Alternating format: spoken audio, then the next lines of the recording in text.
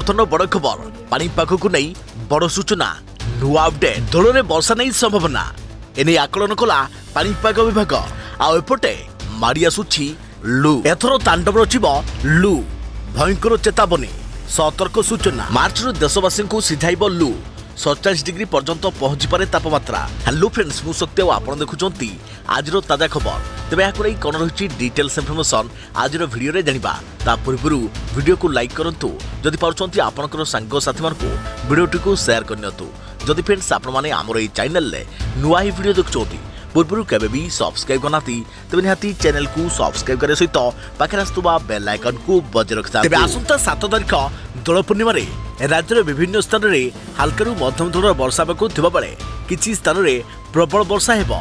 पश्चिम ओडिशार अधिकांश जिले में वर्षा हेबार संभावना रहिछे तेबे वर्षा सांगकु बिजुली घड़घड़ी मध्य संभावना रहिछे। पश्चिमा झड़ वेस्टर्न डिस्टर्बांस प्रभाव में एही वर्षा हेबाकु थिबा बेले एहार प्रभाव वृद्धि हेबार मध्य आशंका रहिछे। पानीपाग केन्द्रर सूचना अनुसार आसंता 7 तारिख में झारसुगुड़ा संबलपुर सुंदरगढ़ देवगढ़ केन्दुझर और मयूरभंज जिले में बिजुली घड़घड़ी सह प्रबल वर्षा हेबार आशंका रही।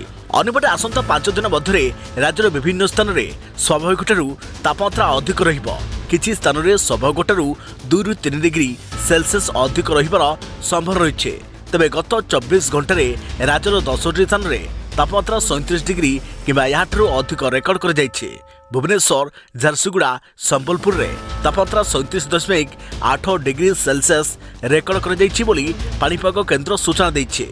आउ सेपटे मार्च मासरे अनुभूत हेबो प्रचंड ग्रीष्म प्रभाव। प्रथम सप्ताह राज्यर अनेक स्थान में दिनर तापमात्रा 3 ରୁ 5 डिग्री जाए बढ़िबा संभावना रही। एबे मार्च मासरे स्वाभाविक अधिक ताती अनुभूत हेबो। मार्च ରୁ मे मास मध्य राज्य में दिनर तापमात्रा स्वाभाविक अधिक रहिबार संभावना रही। तेबे राज्य में चलित ग्रीष्म ऋतु में ग्रीष्म प्रभाव अधिकांश स्थान में 50% रु यथेष्ट अधिक रहिबार संभावना रही। तेबे भारत में ए वर्ष आगुआ भीषण गरम अनुभूत हेबो। मार्च ରୁ ही लू आसी देशवासी को सीझाइब एपरी पूर्वानुमान करिछि पानीपाग विभाग।